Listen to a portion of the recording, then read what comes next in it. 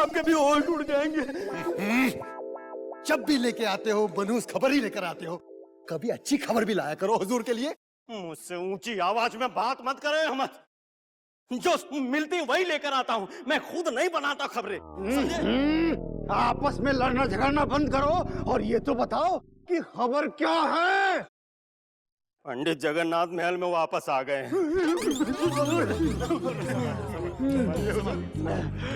नाजिम, हमने सोचा था कि पंडित जगन्नाथ अब हमें कभी मिलेंगे ही नहीं, लेकिन ये कौन है और उसने उन्हें कहाँ ढूंढ लिया? महाबली बद्रीनाथ ढूंढ लिए और दोनों महल में पहुंच भी गए। अभी अभी देख के आ रहा हूँ। नाजिम, अहमद, अब हमारा बुरा समय आरंभ हो गया है। हमने सोचा था कि पंडित जगन्नाथ की अनुपस्थिति में महाराज शिवदत्त को अपने वश में करके शिवगढ़ का सिंहासन अपने कब्जे में ले लूंगा, लेकिन नहीं, अब शिवगढ़ का सिंहासन हमारे हाथों से छिनता जा रहा है। हुजूर, आप बहुत जल्द उदास हो जाते हैं। आप अभी पंडित जगन्नाथ के दिल में चापलूसी करके थोड़ी सी जगह बना लीजिए, उसके बाद देखिए सब अपने आप ठीक हो जाएगा। अहमद बिल्कुल ठीक कह रहा है हुजूर, यही वक्त है पंडित जगन्नाथ के दिल में जगह बनाने का। वो तो महल में वापस आ ही रहे हैं। आप ऐसा नाटक शुरू कीजिए कि उन्हें लगे कि उनके बिना आप बिल्कुल अनाथ हो गए थे। फिर देखिए पंडित जगन्नाथ कैसे अपने सीने से आपको लगाकर आशीर्वाद देते हैं। वाह अहमद, नाजिम, वाह, तुम दोनों ने अपने इतने अच्छे सुझाव दिए।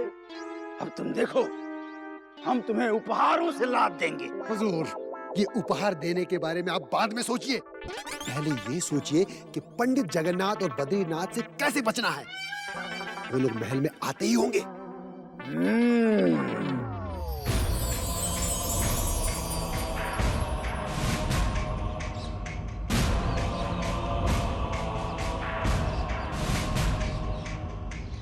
पंडित जगन्नाथ जी, स्वागत है, स्वागत है, स्वागत है। धन्य भाग हमारे कि आप पुनः पधारे। परम पूज्य पंडित जी, आपके बिना तो जैसे सारा शिवगढ़ एकदम अनाथ जैसा हो गया था। विशेष रूप से हम, अब जब आप वापस लौट के आ गए हैं तो जैसे हमारे शरीर में प्राण लौट के आ गए हैं। हम धन्य हो गए हैं। क्यों अहमद नाजिम? बिल्कुल ठीक फरमा रहे हैं हुजूर। आपको ढूंढने में हमारे हुजूर हमें साथ लेकर कहां कहां नहीं भटके। हमने शिवगढ़ के सारे जंगल, सारे नदी, नाले, पहाड़, सब जगह तलाश करके देख लिए, पर आप कहीं दिखाई नहीं दिए पंडित जी हुजूर। हाँ हुजूर, अगर आपके आने में 2 पल भी देरी हो जाती, हमारे हुजूर कब के अल्लाह को प्यारे हो भी चुके होते। मैंने ठीक कहा ना हुजूर? अच्छा, वो मैं बताता हूँ पंडित जी। हमने प्रण किया था कि जब तक आपको ढूंढकर महल में वापस नहीं लाएंगे, अन्न जल का एक दाना ग्रहण नहीं करेंगे। बद्री, क्रूर सिंह हमसे इतना प्रेम करते हैं और हमने महसूस तक नहीं किया। क्या बताऊं पंडित जी, आपके बिना एक एक दिन हमें 1 वर्ष के समान लग रहा था। क्यों नाजिम? जी पंडित जी हुजूर, इस बात का सबूत तो पीपल का वो ठूठ पेड़ भी है, जिसके नीचे भूखे प्यासे बैठकर हुजूर दिन रात इबादत किया करते थे। समय नष्ट मत करो क्रूर सिंह। पंडित जी लंबी यात्रा करके महल पहुंचे, मैं विश्राम करने दो। अवश्य बद्रीनाथ जी, अवश्य। बस एक बार जी भर के दर्शन तो कर लेने दीजिए। हमारे देवता हैं, हमारे गुरु हैं।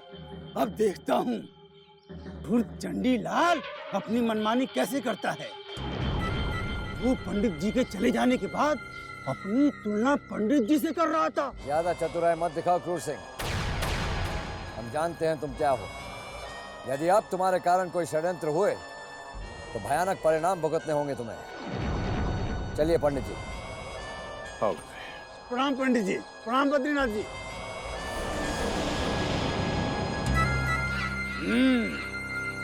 पंडित जगन्नाथ के महल में आते ही बद्रीनाथ के भी पंख लग गए हैं। हुजूर, बद्रीनाथ के पंख काट कर फेंक क्यों नहीं देते? आपसे बड़ा महाबली और कौन हो सकता है? हुजूर, ज्यादा देर हो गई ना तो आपको शिवगढ़ का मिलने वाला सिंहासन भी खतरे में पड़ सकता है। नहीं, बस एक अनुकूल अवसर की प्रतीक्षा है। तुम देखना अहमद नाजिम, हम बद्रीनाथ के साथ साथ भवानी सिंह और चंडीलाल के पंख कैसे काटते हैं।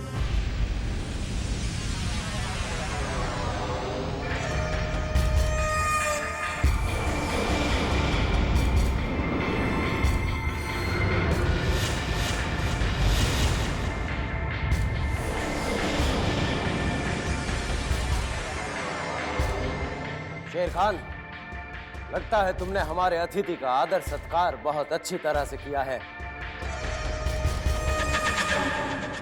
इसीलिए अभी तक युवराज मूर्छित अवस्था में पड़े हैं। हुजूर, कैदी युवराज को मार मार के बेहोश कर दिया गया है। आज से पहले ऐसी खातिरदारी किसी की नहीं हुई होगी जैसी इस युवराज की शिवगढ़ में हुई है।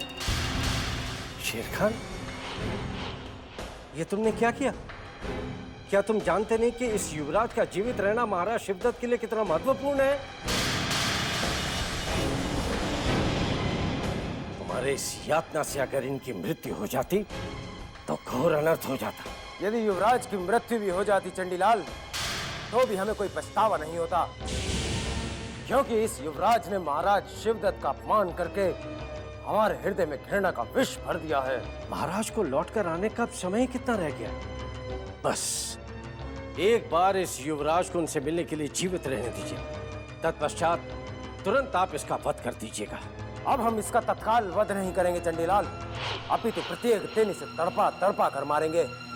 और यदि इस मूर्छित युवराज का भाग्य प्रबल रहा तो महाराज के संबलपुर से लौटकर आने तक ये जीवित रहेगा, अन्यथा इसकी मृत्यु भवानी सिंह के हाथों से होगी।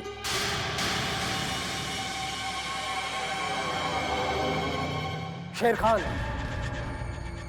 युवराज की मूर्छा को तत्काल भंग किया जाए।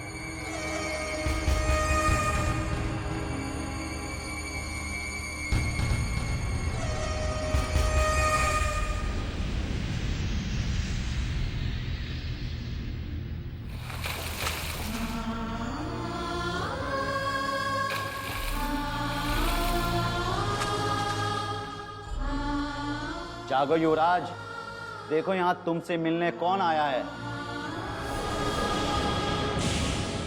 उठो।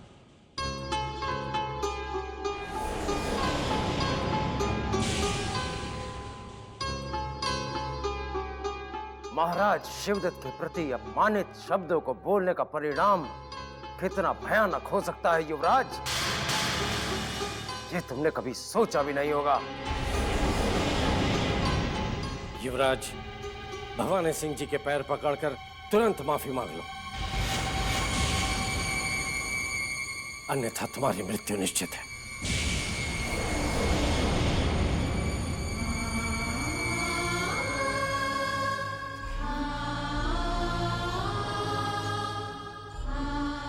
भवानी सिंह के पैरों के समीप मनुष्य तो क्या, पशु भी आने से कतराएंगे। चंडीलाल, चंडीलाल, चंडीलाल, चंडीलाल,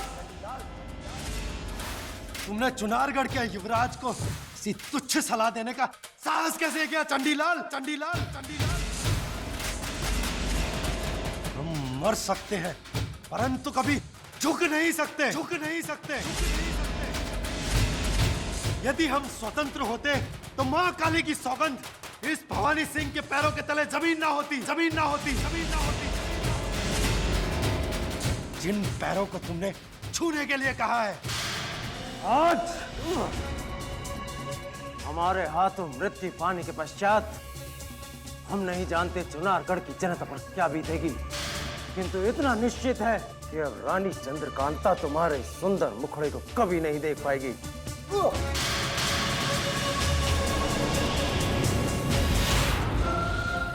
नहीं महाराज, नहीं महाराज, कह दीजिए ये झूठ है।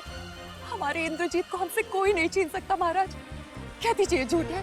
स्वयं को संभालिए महारानी, दुर्भाग्य से युवराज इंद्रजीत सिंह का अपहरण हो गया है और ये संदेशा अभी अभी हमें तेज सिंह ने भेजा है। हमारे योद्धाओं के रहते जिसने भी हमारे युवराज को छूने का साहस किया है, उसको आप मौत के घाट उतार दीजिए महाराज। शत्रु शिवदत्त के महायोद्धा भवानी सिंह ने कायरता दिखाई है। अब शिवदत्त से पहले उसकी मृत्यु निश्चित हो गई है। एक बार हमारे महायोद्धा युवराज आनंद सिंह को चुनारगढ़ की सीमा में लेकर लौट आएंगे। उसके बाद हम तत्काल शिवगढ़ पर आक्रमण कर देंगे। नहीं महाराज, जब तक हमारे युवराज हमारे पास वापस नहीं लौट आते तब तक आप शिवगढ़ पर आक्रमण नहीं करेंगे। यदि हमने आक्रमण नहीं किया तो हम युवराज इंद्रजीत सिंह को वापस कैसे प्राप्त कर सकते?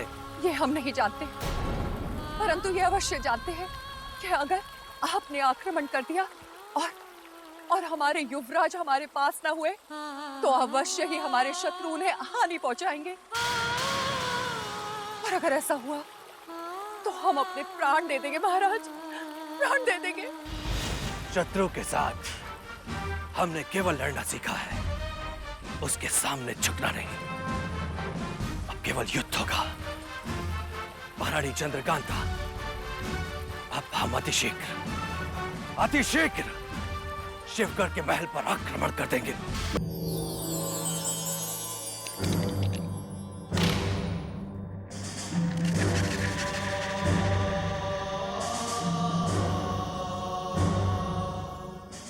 दूनी 24 और 3 27,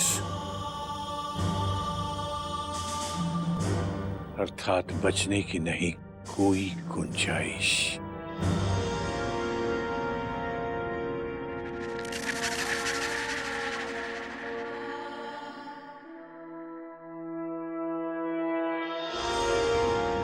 बद्री,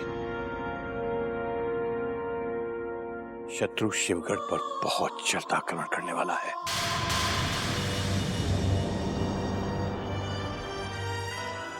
और उसका परिणाम बहुत भयंकर होगा। जी पंडित जी, युद्ध रोकने का कोई उपाय? कोई उपाय नहीं बद्री।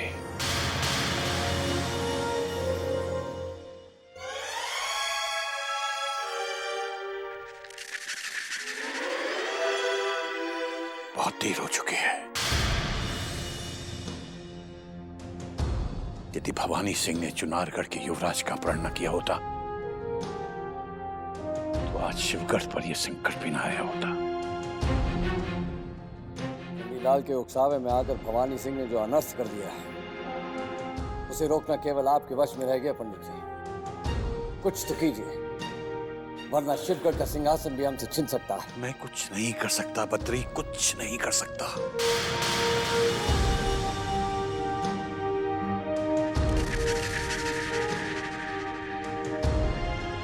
मैंने पहले भी कहा था, रमल के अनुसार समय से पहले यदि युद्ध छिड़ गया तो महाराज शिवदत्त की पराजय निश्चित है।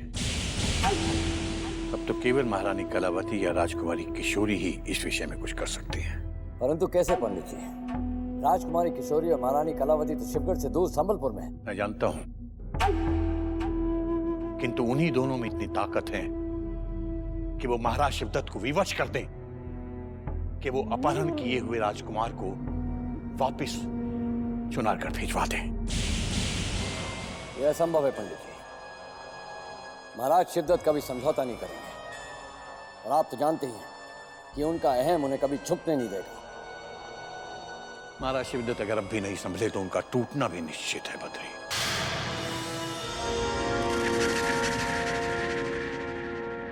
यदि महारानी कलावती और राजकुमारी किशोरी किसी तरह इस वक्त शिवगढ़ पहुंच जाएं तो परिस्थिति बदल सकती है।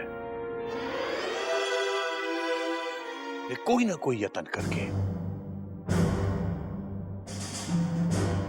महाराज पर चंडीलाल और भवानी सिंह के प्रभाव को रोक सकते हैं।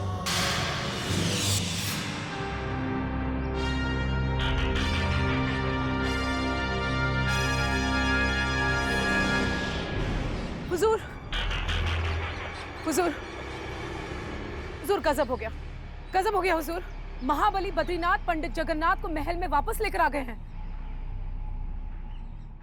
युवराज को महाराज के सुपुर्द करने से पहले ही महल में कदम रखकर गुरुदेव ने मेरी योजना के सफल होने पर प्रश्न चिन्ह लगा दिया। शिवगढ़ के महल में अब कोई न कोई नया तूफान अवश्य आने वाला है चंडी। हम समझ नहीं पा रहे हैं चंडीलाल, आप पंडित जगन्नाथ के महल में लौटकर आने का समाचार सुनकर प्रसन्न हो रहे हैं या दुखी? मुझे गुरुदेव के आने की सूचना सुनकर बहुत प्रसन्नता हो रही है, परंतु यह भय भी सता रहा है कि अब हमारी योजना का क्या होगा।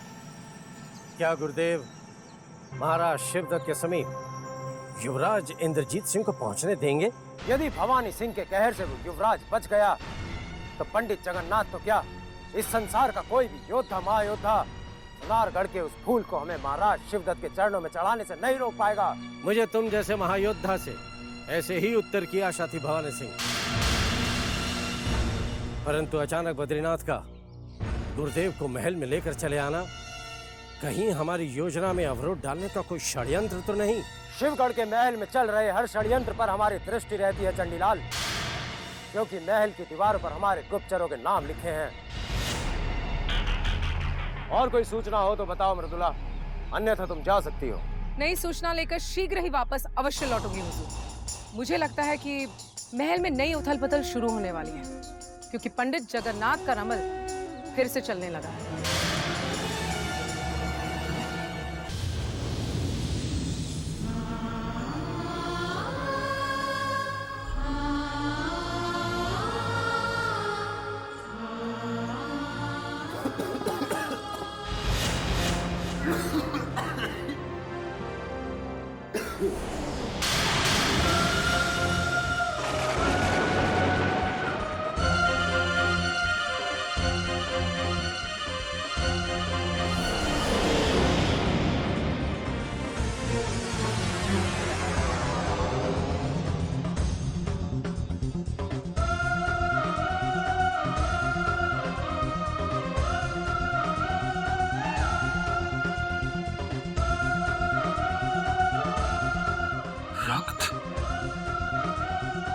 ये हमें क्या हो रहा है? कहीं हम मृत्यु के कगार पर तो नहीं खड़े? यदि हमारी मृत्यु हो गई, मेरे माता पिता पर क्या गुजरेगी? हम अपने भाई आनंद और मेरे माता पिता को कभी दुखी नहीं देख सकते।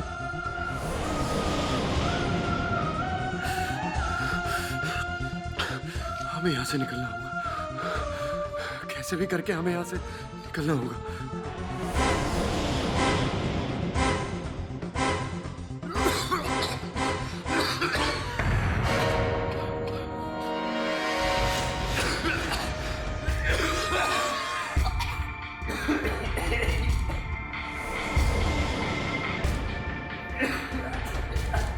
युवराज, क्या हुआ युवराज?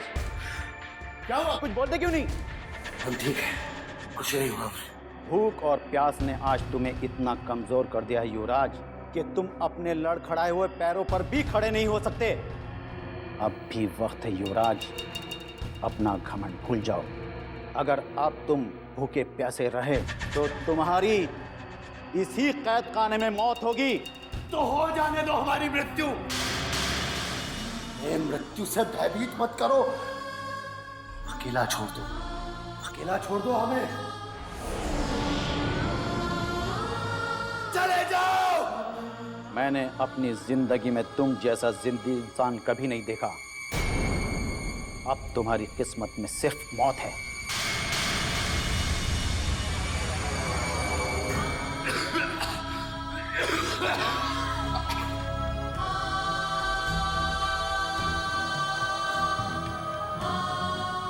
शीघ्र ही यहाँ से निकलने का मार्ग देखना होगा, वरना हमारी मृत्यु निश्चित है।